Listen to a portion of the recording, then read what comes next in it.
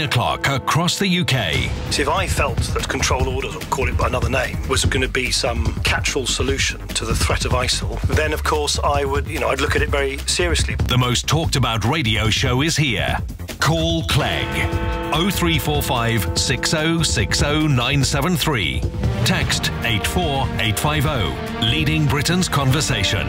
This is Call Clegg with Nick Ferrari at breakfast. Only on LBC. It's 9 o'clock on Thursday, the 4th of September, and that means it is time again for Call Clegg with me, Nick Clegg, here on LBC. So do get in touch. I'll be taking your questions for the next half an hour or so. And call on 0345 6060 973 or email at nickclegg@lbc.co.uk. And as ever, you can, of course, watch on the website lbc.co.uk. So let's go to the first caller. Chris. Chris in Hemel Hempstead. Hello, Chris.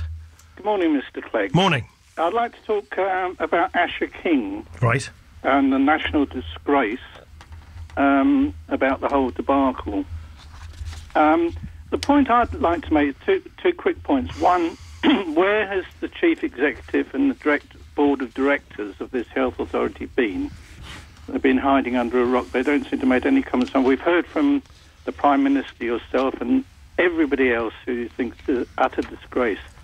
And the question I'd like you to ask is, when are we going to get these people in these public, councils, NHS trusts, the police, to be accountable and transparent in cases like this? And why didn't the government take hold of the situation and find one person to take overall control of this terrible situation? Well, as you know, I thought it was wrong to sort of throw the full force of the law at Mr. and Mrs. King because, like everybody else, it became quite obvious to me that they were two parents in a state of desperation and anguish about the health of their little child, and they were trying to do the best for him.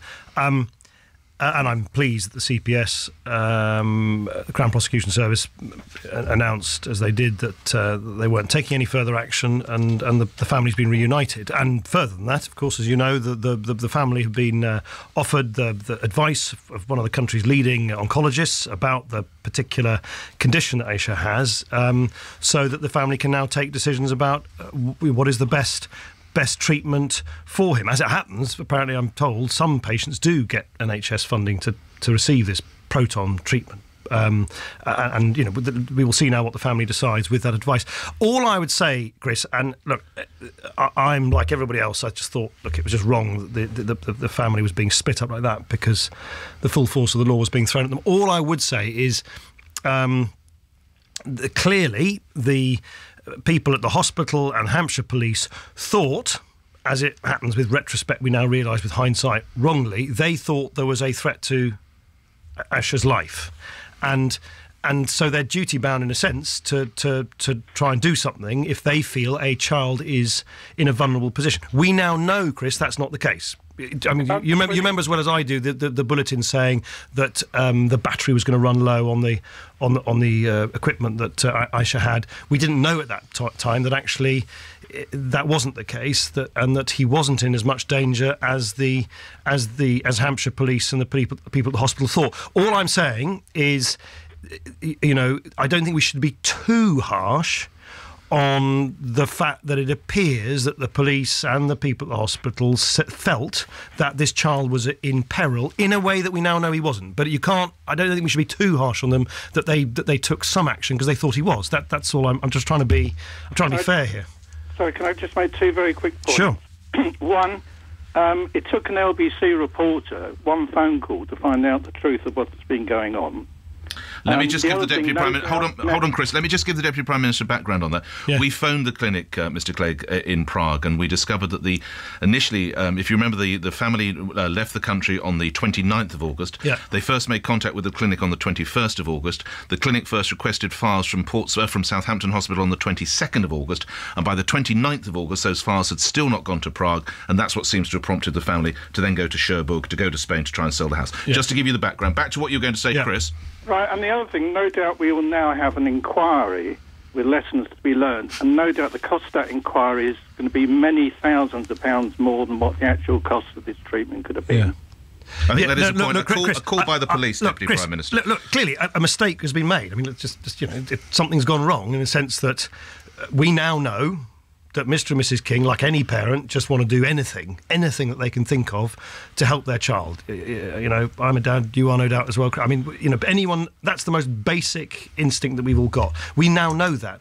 All I'm saying is, and I of course, am not exactly, I'm not totally privy to exactly who knew what about Aisha's medical condition at Hampshire Police, but they thought that this little boy's life was in peril. That's that. I mean, I think you just have to accept that in good faith, that is what they thought at the time. Wrongly, it now turns out, but that's what they thought at the time.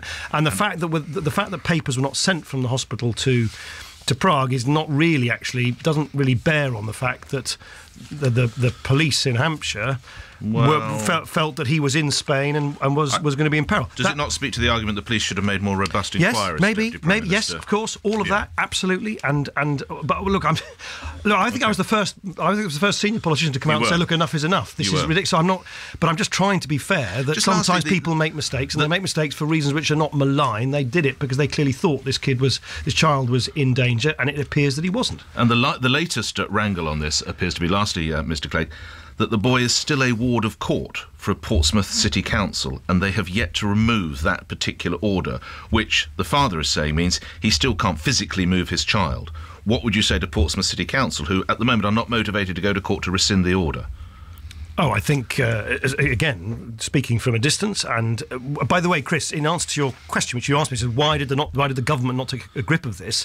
The wheels of justice may be frustratingly slow, sometimes even a bit erratic, and we may all comment on them as we have on this occasion. But one of the fundamental principles in this country, when I will defend to the hilt to my dying breath, is that politicians do not, justice is not the plaything of politicians. The day you start having politicians deciding on a personal whim, we like this case, we don't like that case, so we can express, as I did, my strong human view that it was not right to go after the King family, but it was not for politicians to start telling the police how to do their day-to-day job.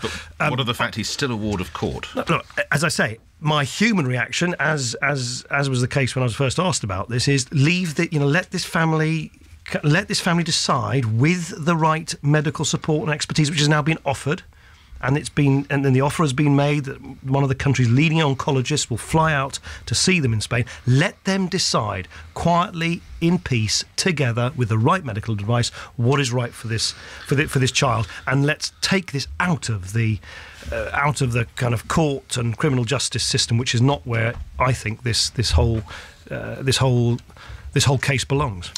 Let's thank Chris. Thank you. Shall we move on to other questions? Yep, Sean in Matfield. Hello, Sean. Yeah, morning, Mr. Clegg. Morning. Regarding ISIL, yeah, do you think it's important that we should be very careful not to state too much on the media what we're going to do out there, that the biggest weapon we've got is the element of surprise, that we should allow the Iraqi and the Kurds to take the lead, we should support Barack Obama, gather around him rather than keep slagging him off all the time, and come together as a united force against ISIL? Because I know clandestine operations will be taking place now. It could even be hostage rescue. It could be many things about targeted airstrikes. And the worst thing we can do is to say, get in there, boys, do it. Because as soon as you galvanise Arab states against the West, it's when we start seeing Western troops killing Muslims. So can we just be a bit more calm? Yeah, no, I actually agree with a lot of that, Sean. I think it would be a total disaster if this comes to be perceived as the West against the rest, and it is emphatically not the case that is what it is.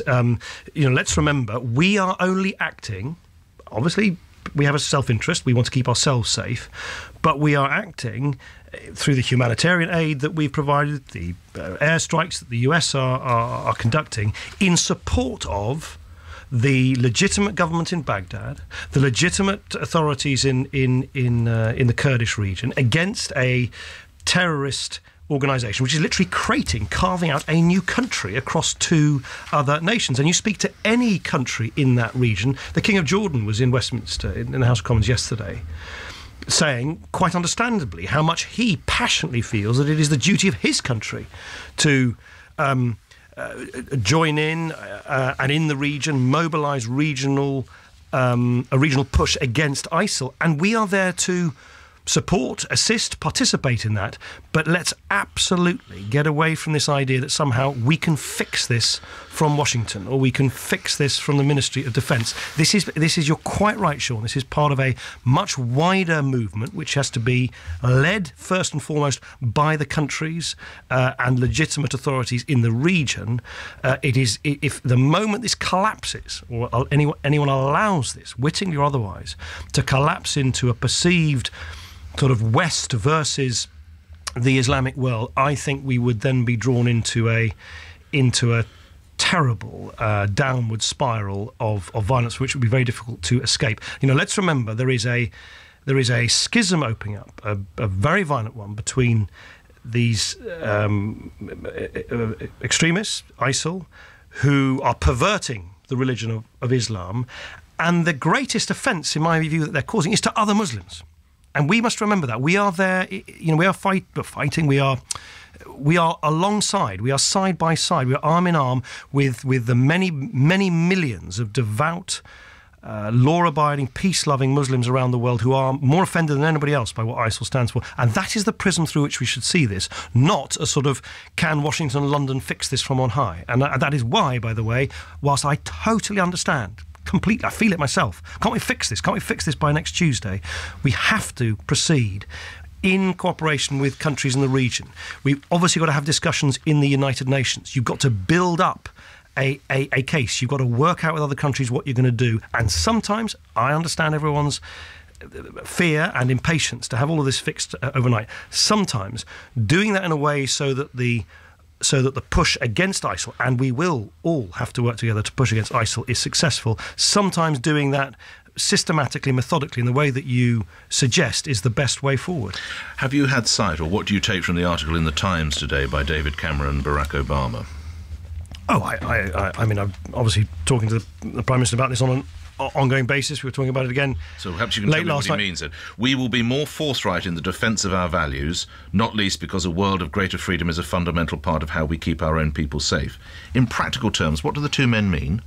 Well, in practical terms, a lot is already going on. So as you know, we have intervened to deal with the humanitarian catastrophe that faces the victims of ISIL. The defence of our values. We've supported American airstrikes which are designed to push ISIL back and protect particular towns and cities. And as I just explained to Sean in Matfield, one of the things we are doing right now is talking to a whole range of countries in the region and beyond, so that you can mobilise the biggest coalition of international opinion working together on all fronts, diplomatic, political, military, humanitarian, in order to squeeze out ISIL. Because so it's like George Bush I. It's like a Gulf War I, in that it would be a broader alliance. It's a very interesting point you make. It's actually a very interesting point you make. I remember vividly how meticulous George Bush Sr. was in the region in particular, in building up alliances. And I remember vividly, the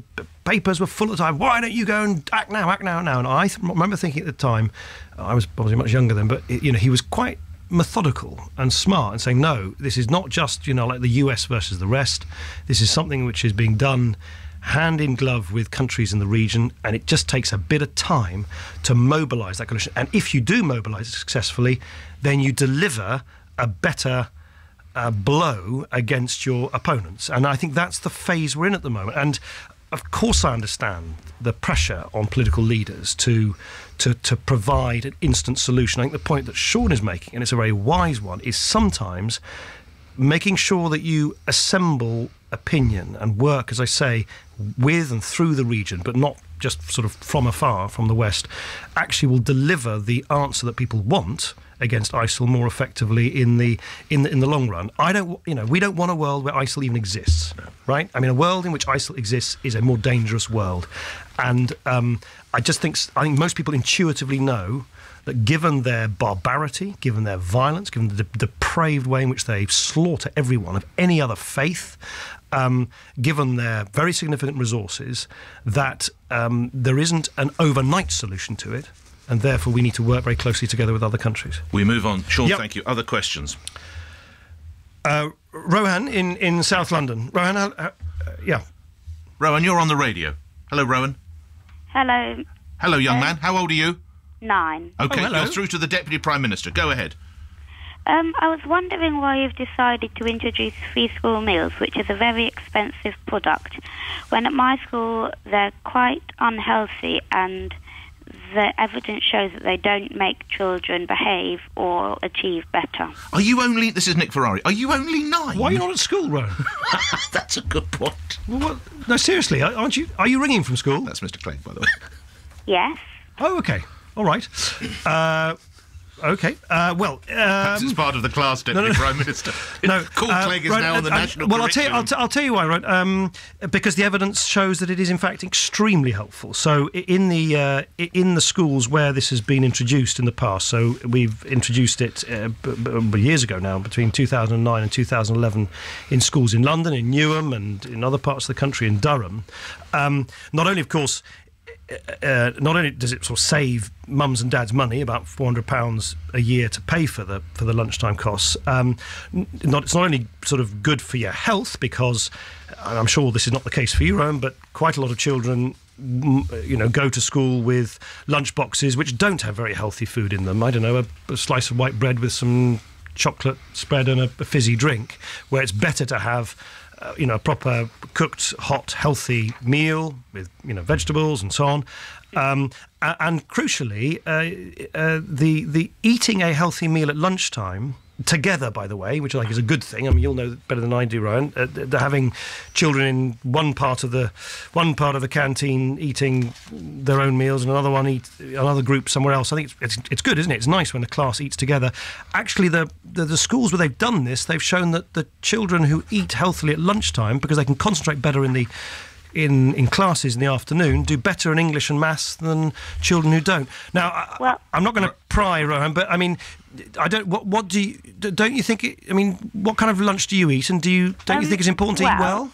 Yeah, I do think it's important to eat well, but a lot of schools, I think a lot of the parents could afford to already pay for those meals. So I was wondering whether perhaps you could just target it to the areas where parents couldn't afford to pay for the meals better. And also at my school, the meals are very unhealthy. And a lot of other schools are quite unhealthy. Are you a teacher or head teacher listening to this, Rohan? Or even such a bright cook? Young man. Oh, well, sorry, I shouldn't pry.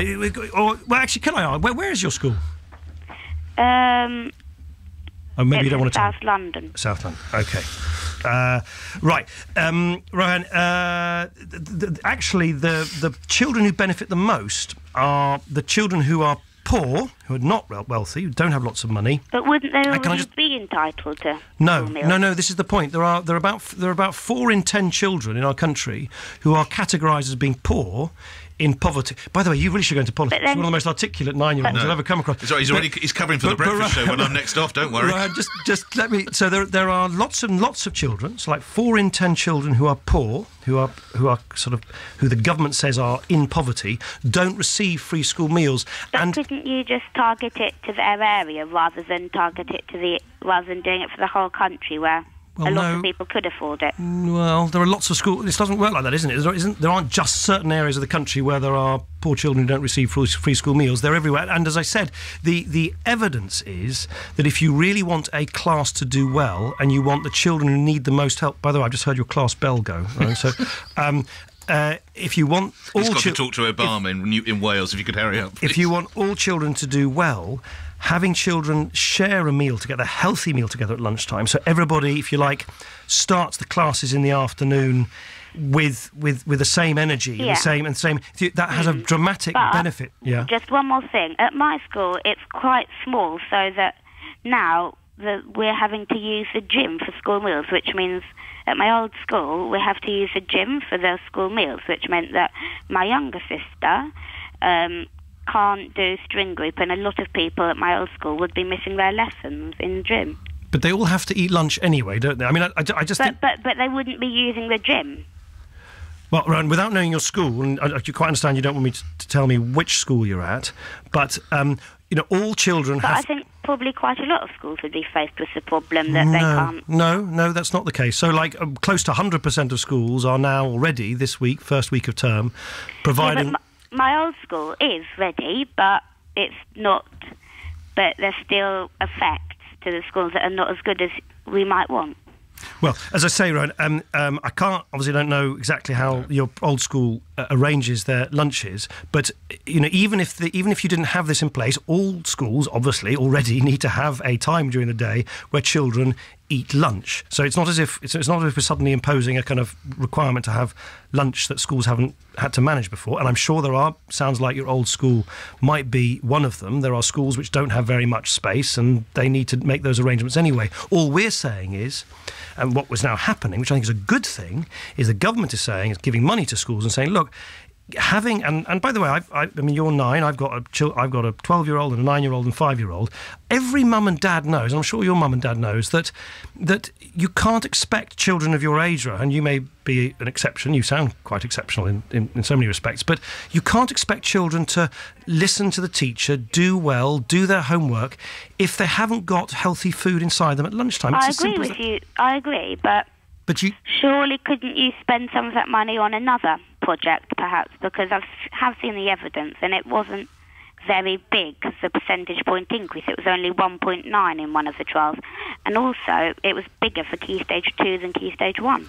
Improvement. I think we're going to move on. You clearly had someone working with you on this, which is very excellent. Yes. Excellent. You should look into this. Have a look at the Good Food report, which was produced by John Vincent and Henry Dimbleby. The evidence is incredibly strong, Rohan. As I say, that the children who get a healthy meal at lunchtime, where this has happened before, are about 2 months in advance of their classmates in maths and English. And actually, in many respects, having a healthy lunch does you more good in doing well in the classroom than many of the literacy and numeracy initiatives have been taken. But anyway, I think we move on. You probably need to go back to class. And the last question, this is Nick Ferrari. What did you have for lunch yesterday, Rowan? May I ask that, please, young man? For lunch yesterday, yes, I had some brown bread sandwiches with some minestrone soup with beans in it and some vegetables, and I had the salad on the side. All right. And Rowan, just tell me, you've been very good at citing statistics and reading reports. So when have you done that? Who have you done that with? I did it on my own at home. Right. And what do you know what you're going to do when you grow up yet, Rowan? Have you worked it out yet, what you want to be? Don't know. Don't know. All right. What's your favourite subject at school? Maths and science. You're a very bright young man. You very much. Good luck, Rowan. You're a very impressive boy. Ed Miliband does those voices well, doesn't he? Let's move to some emails. This coming in from suggesting that was actually Ed Miliband. I don't know where that came from. Joy in Darrants, which is in Kent. Why are you not in Newport? Have you not been invited? I'm going shortly. What do you hope to take from there, Deputy Prime Minister?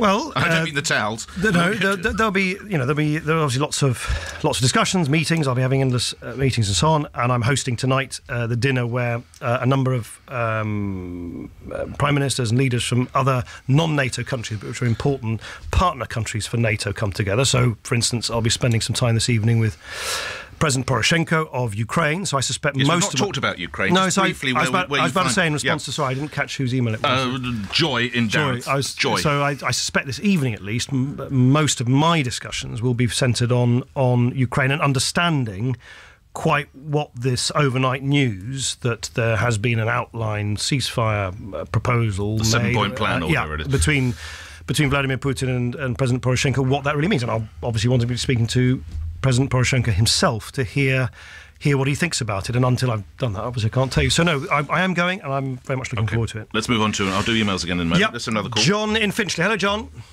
Hi there, Mr. Clegg. Hi. Hi. Okay, I want to paint a picture for you. Your son has been kidnapped. He appears on TV, and they're going to cut his head off if you don't pay the money. What do you do?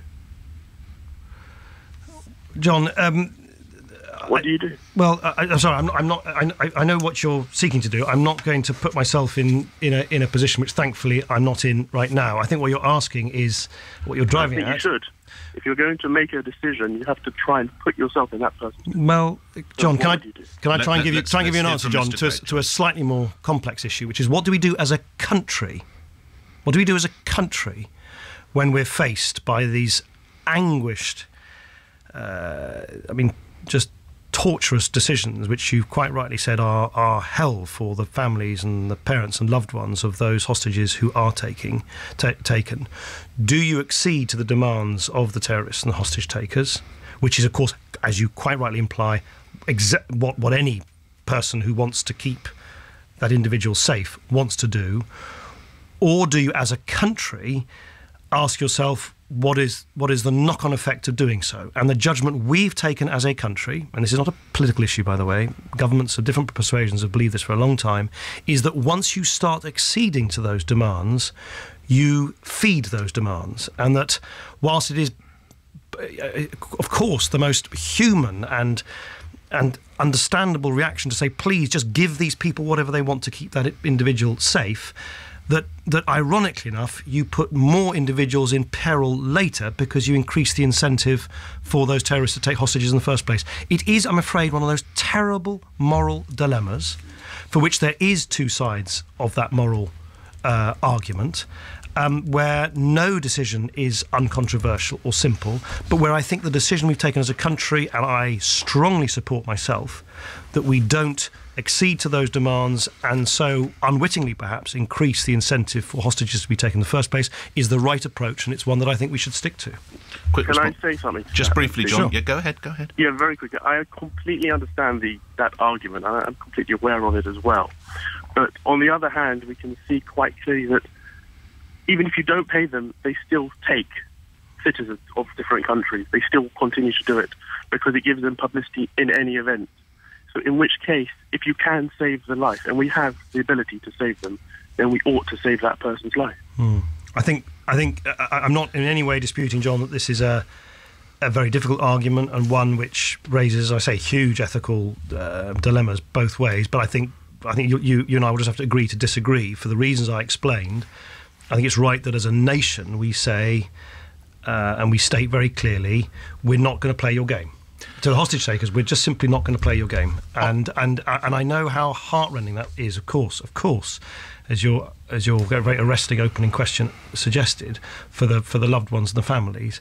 But I think it's the right thing to do.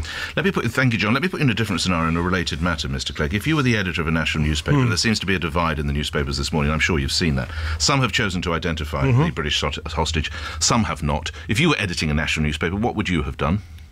Oh, look, as I said earlier, I think it's very unwise when politicians start telling the judiciary what to do. Prime Minister, what should have been done?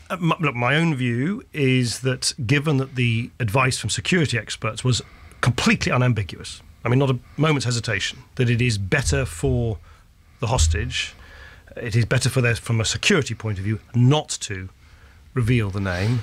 And I think I've heard some suggestions that somehow the Foreign Office sort of has, almost kind of pushed the family into agreeing with that. That's what a family friend is alleging. That is absolutely not what I'm being told at all, and clearly this was done with the support of the family. But given that the advice was so unambiguous, I think we should do what is best for the security of the individual concerned, and that's why I don't. I think how is his security affected?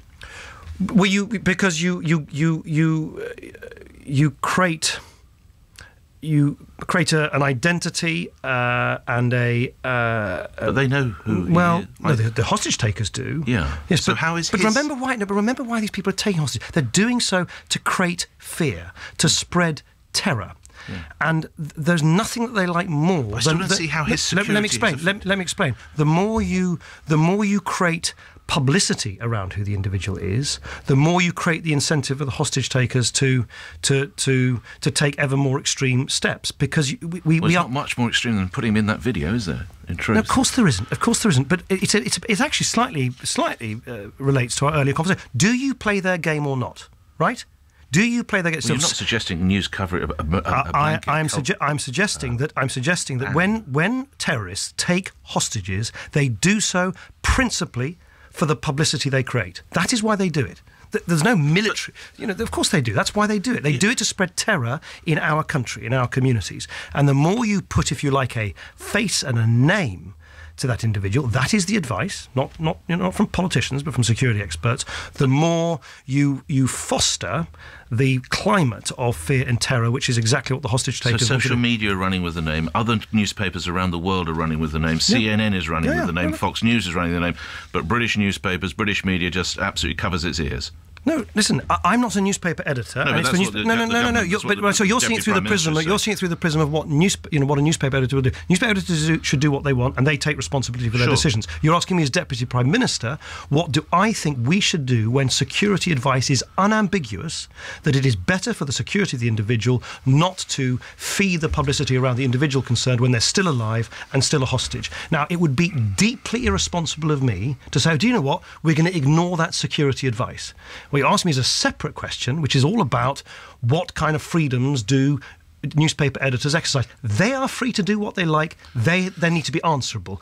I, however, am perfectly entitled to say, as Deputy Prime Minister, I feel really strongly if people tell us, look, it is better for that individual, and therefore better for those who care about his safety, that his identity is not revealed, that is precisely what we should do. You're on a tight agenda. Can we fit in one last question, Deputy Prime Minister? Paul in Hatfield. Hello, Paul. Good morning, Nick. Hello. My question to you is in reference to the comments that the Mayor of Calais made yesterday about the amount of clandestines that are trapped in Calais trying to get across to England. I can give you a first-hand account. I was there yesterday myself. I'm a truck driver. Do that. It's going to have to be fairly brief because the Deputy Prime Minister has got quite a tight schedule, so if you move to a question, it would help everyone very much, please, Paul. Sorry about that. The question is, if they close Calais, the millions of pounds it's going to cost British business, and they're not putting enough resources in the port of Calais to prevent those clandestines getting there in the first place. And maybe they should enforce the borders around France from the countries that cross into France. What do you think? Well, I totally agree with you that we don't want Calais closed. It's an incredibly important gateway. Why are they all coming here, though? By the way, Paul, why were you there for your work, or were you travelling for holiday, or what? I'm a truck driver. I'm bringing a load through to England. Yeah, well, exactly. Then you know better than I do that. I guess you're passing through Calais, week in, week out. It's incredibly important. It's incredibly important kind of umbilical cord for our economy. Why are they all coming to Calais? Why are they seeking to get to Britain, Deputy Prime Minister? I think there's a whole range of reasons. It's often people who've got relatives or friends who they want to join in Britain. But look, we are not unique in Britain. Can I interrupt you? The reason they're coming to Calais is because that is where all the organised gangs are bringing them to. Yeah, but that's a slightly different question. And we're not, of course, we're not alone in Europe as being a country which is dealing with the issue of illegal immigration. Look, the only way this can be solved, and we've done this before. The previous government did it. I remember David Blunkett did a good job with the then French government, and Theresa May's been in touch with her opposite number. Is to make sure that together we deal with this issue. But we can't have people clandestinely sort of shipped across Europe and trying to slip under the radar screen into Britain. And that's why, for instance, as you probably know, Paul, there's been a real push to screen a lot of the trucks and lorries going through Calais, and we will do whatever is needed with the French authorities to make sure that our border is safe, and that Calais is kept open. You had people trying to storm a ferry yesterday, Mr. Clegg. Quite extraordinary. Shows how desperate they are. We must end it there for time reasons. Thank you very much indeed. Thank you. Nick Clegg here with Call Clegg on LBC, where news comes next. The Deputy Prime Minister has told LBC by paying ransom demands for hostages, you put more people in danger. Nick Clegg's defended the government's decision not to give in to demands from Islamic State militants threatening to kill a British hostage. Judgment